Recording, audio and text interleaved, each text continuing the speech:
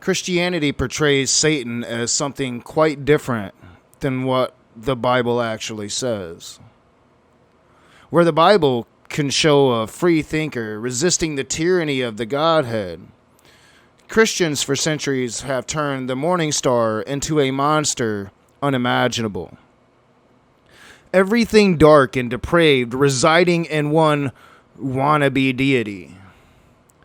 And while most modern Satanists have rejected this version of Satan, some do embrace it with open arms. Today, I talk about one such man, Pazuzu Algerad, and how my life might have been different, even darker, even more depraved than what it was. This could turn out to be a long one. Buckle up.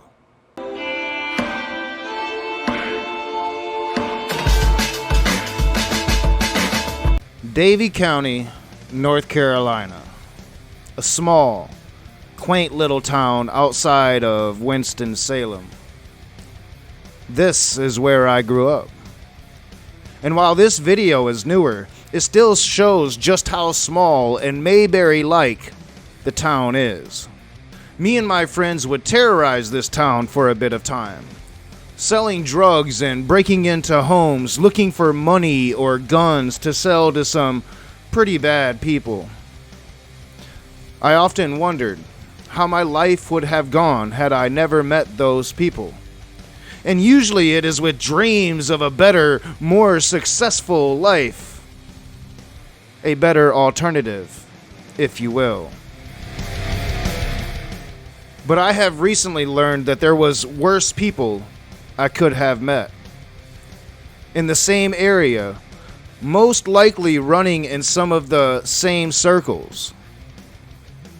What's up, y'all?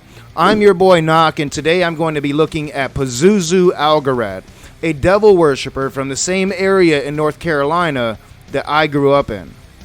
And if you have never heard this story, you're in for quite a ride. So I think to avoid this being a 30 or 40 minute video, it is going to be a two-parter. The first part, this video you are watching now, will focus on Pazuzu Algerad and the strange life he lived, his crimes, and how he finally came to justice. In part 2, I will reflect on how I didn't meet him and maybe how my life would have been different if I had. Pazuzu Algerad was born on August 12, 1978, as John Alexander Lawson. To pinpoint just how close in age we were, something I will do again in the next video, I assure you, I was born August 14, 1977. I was 1 year and 2 days older. John came to live in North Carolina when he was still very young. His father and mother moved to Clemens, a little town one exit over from my even smaller town of Davie County. His father would abandon them not long after, something that affected John severely.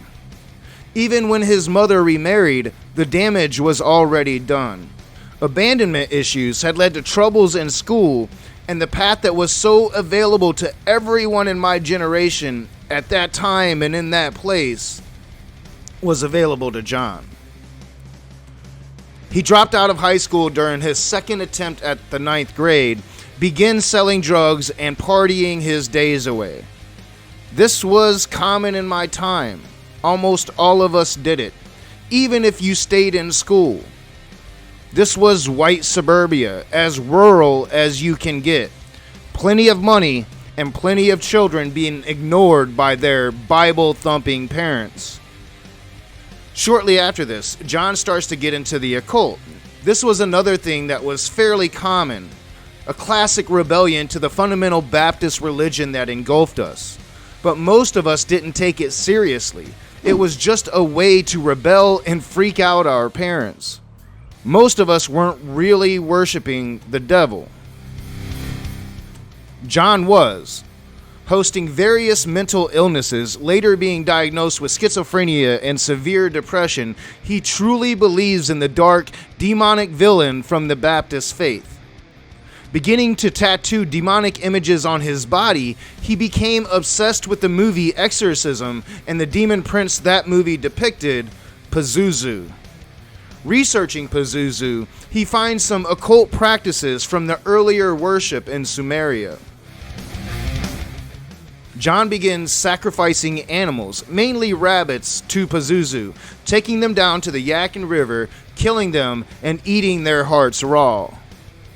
In 2002, he legally changes his name to Pazuzu Algerad, and when his stepfather divorces his mother, leaving them behind as his father had, Pazuzu spirals into an even darker place of wrath and guttural emptiness. He becomes reclusive and starts tattooing his face, changing his appearance more and more sinister. Not that face tats are necessarily sinister, but his certainly were.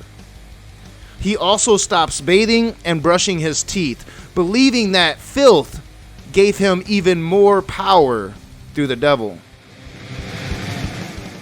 Every month on the full moon, his mother would go down to the local animal store and buy a rabbit.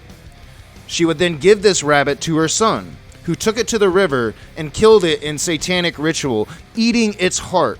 He claims that this is an ancient ritual from when Pazuzu was worshipped in Sumeria. And even though he was agoraphobic, Pazuzu would draw the misfits to him like a magnet. This is what will draw my perspective in the next video, because I never met the man. But there was a time, had I met him, well, I could have easily been one of those misfits. He would also attract several lovers, often at the same time, and he would call all of these women his fiancées. His house became a party house where teens and young adults could do whatever they wanted. Graffiti on the walls, often satanic, take a shit on their carpet, right there for all to watch, nothing new. It became a littered trash heap, with Pazuzu's mother confining herself upstairs in her room, a wasteland of devil worship and death metal. Pazuzu would become obsessed with the cult leader Charles Manson, a fad at the time. I myself experienced this fad and went about with my Charlie Manson t-shirts, even though my last name is Tate, and as far as I've been told, Sharon Tate was a distant cousin.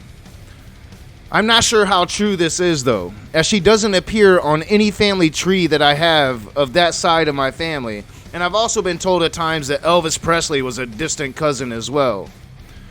In taking from Manson, Pazuzu would often invite his misfits to live in his home, creating a new family where he was in control and could do whatever his heart desired. At some point, Pazuzu starts mentioning how he has killed people. The stories would begin abruptly, out of nowhere, about how he killed a homeless person or a prostitute. His friends wouldn't believe the stories, thinking he was just high. At this point, they were on meth pretty bad, and reality was slipping. Even, I mean, he talked about hurting people, but he would always like talk about how he killed prostitutes and he did all this shit in San Francisco, but nobody believed him. You know, there's a TV show called Metalocalypse. It's like a parody show, metal show. And, you know, that was a big thing around that time. So everyone just thought, it's like, oh, this guy's just a metalhead. He's just full of shit, just joking, you know, like heavy metal, like Satan, whatever. Like, nobody believed him. But then people began to disappear. Tommy Welsh, a twin that went missing when he didn't show up one day to eat some pizza with his twin brother. And Josh Wetzler, a father that had lost everything when police raided his home and found illegal mushrooms that he had been selling. Both went missing without many noticing, but they were missing. Around this time, Pazuzu seems to worsen. The house is a complete sty, with feces everywhere. The floor littered to the point you don't see floor anymore. The walls graffitied and covered in posters, weird messages, and white supremacist symbology. Pazuzu himself often talks about the people he's murdered, suggesting he has someone locked down in the basement, and later that a body was decomposing down in the basement. Visitors to the house describe a smell worse than death, the worst thing they could ever smell or ever imagine smelling. His stories often include cannibalism now, of killing prostitutes and eating their bodies. His friends didn't believe him, but they should have. By now, he had filed his teeth down to fine points. Witnesses say he did it whacked out on meth one night. He also split his tongue like a snake. And it's almost like he had some power over these people. And in a lot of ways, he did. They had become his cult. And he kept them addled on drugs and alcohol, heavy death metal, and complete anarchy. I personally can't imagine being so fucked up to tolerate the stench, the decrepit decay of his home for even a few minutes, let alone live there.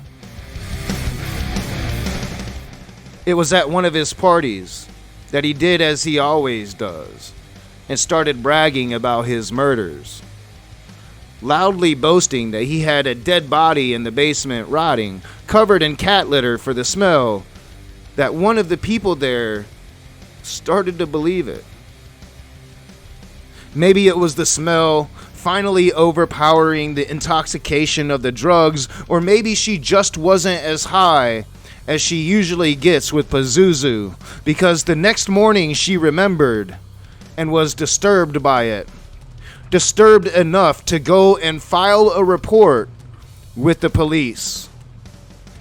It was on this day, August 3rd, 2009, that police first became aware of Pazuzu and rumor of him being more than just a freak, but a killer. This is what gets me. Police go to his house and inform him of the complaint, asking permission to look around. Pazuzu himself answers the door and pretty much tells them no, to fuck off. And these police officers, they do exactly that. They fuck off. And for several months, they don't even open an investigation into Pazuzu. What's more, for years, this house sat in a neighborhood, going to hell, loud death metal music, unsavory people in and out. And police never got a report? A suspicion? You know, my life of crime was a fairly short one, because police in my town were on us quick. This was one town over. Seems strange that this went on for so long. And I know some might think this evidence that Pazuzu did indeed have some strange power, that maybe even the demon lord himself was protecting Pazuzu Algerad until it decided not to protect him any longer. That would fit the nature of the entity for sure. As an atheist, I would need to see evidence for such. I grew up in the area as well, and I understand the times. So I will give you my take about it before I go into any more of how this story unfolded. This man was an aberration. His very presence would scream danger to anyone not fucked out of their minds on drugs and alcohol. I think people were naturally fearful of him. And in this area at that time, people were not poking into the affairs of other households. Oftentimes, these good Christian folk turned a blind eye to what they didn't want to see. And we are talking the 2000s, when technology was exploding and everyone was starting to have cell phones. Police would have been cautious to approach somebody about religious beliefs. As well, the ingrained rights of the religious to practice their religion, even when that religion is evidently harmful for society. Plenty of reasons why so many turned a blind eye on it without invoking the supernatural that can never have any evidence behind it. Okay, so after my digression, I will proceed. The cops did nothing and would do nothing until February of 2010. When Josh Wetzler's ex-wife heard a rumor that Josh had been murdered and was buried in Pazuzu's backyard, she went to the police with this rumor. Frantic. Josh had been missing for a very long time at this point. This time, police took it a bit more seriously and went to the house with a search warrant. They went through that house, even took cadaver dogs through the backyard, and still nothing. Somehow they didn't see the danger. They didn't declare the house uninhabitable. They found no evidence of murder, so they packed up and they left. Shortly after, Pazuzu's mother would press assault charges against him, but would quickly retract them. And then on June 7th, 2010, a young black man named Joseph Chandler was found dead along the banks of the Yadkin River. He was shot in the back of his head, and police would link his murder to Nicholas Ritzie, one of Pazuzu's closest friends. Pazuzu himself would be named an accomplice, but his penalty a mere slap on the wrist. He was sentenced to 5 years probation at home. During this time, isolated completely to his home, Pazuzu and his various fiancées would torment his mother, abusing her physically and psychologically. Police would be called, but she would never press charges. She would even tell police that she feared her son and his religious practices, but police did nothing. In October 2014, Pazuzu Algerad's luck ran out. One of his oldest friends, back from a tour in Iraq, was once again hanging out at his house. Pazuzu couldn't know that Matt Flowers had an agenda. Matt's ex-girlfriend was under threat from Pazuzu, having been forced to help him bury one of the bodies he had in his backyard. Yeah, those bodies had been there all along. And when Matt had rescued his ex, they would marry briefly after, she confessed all to him. Matt knew he had to do something. Like, I was coming back from Iraq and I saw she was posting pictures on social media hanging around them, and I knew it wasn't good. And I was talking to her and she just seemed kind of off. So I was like, look, I had deployment money, I had good money. I was like, hey, look, I'm going to buy you a plane ticket, meet me to hang out with me in Seattle, I'll show you around, blah, blah, blah. As soon as she got off the plane, she spilled the beans and told me everything. Finally, he calls me mad as fuck. Yo, Dixie's a fucking snitch. You'll kill that fucking bitch. He's like, oh, you need to get her out of your life. She's going to ruin your life. And he would call her Ditzy. Mm-hmm. It's like he's a bully, you know what I mean? He's like, oh, Ditzy, like, get away from her. She's a snitch, fucking. He's like, SWAT team came to my house and looked for everything, but they didn't find shit. When Pazuzu asks Matt to kill someone with him, a seemingly innocent kid at a party one night, well, it was decision time for Matt Flowers. And I would still keep track of him because I figured the cops weren't going to do anything. So while I was stationed in Fort Bragg, every weekend I would come into town and I would go hang out with him. Acting like we were cool with each other. I was just trying to find ways to bring him down. But I'm hanging around bikers, I'm hanging around Marines, and I'm hanging around these guys like, yo, look, man, there's this fucking guy. We need to go take him down because I can't do this shit by myself. You know what I mean? Mm-hmm. I figured like, if I fucking take him out myself personally, I'm gonna go down for murder. Mm-hmm. You know what I mean? And if it was out of self-defense, like if someone comes at me with a weapon or a gun or something, then yeah, sure. Like anybody will defend themselves. Yeah. But to actually go after someone like a mercenary, like an assassin, and take someone out, like it's impossible for me to do because I'm not a fucking. Oh no, absolutely. You know what I'm saying? I brought guys over to his house. He threatened me, came at me. I beat the fucking brakes off of him, and then after that, I realized like I can't kill this guy. Mm-hmm. So I went and got a detective. Mm-hmm. It was 5 years after I turned him in. I realized like obviously I can't take him down personally. Is that when? We don't know why Josh Wetzler was killed.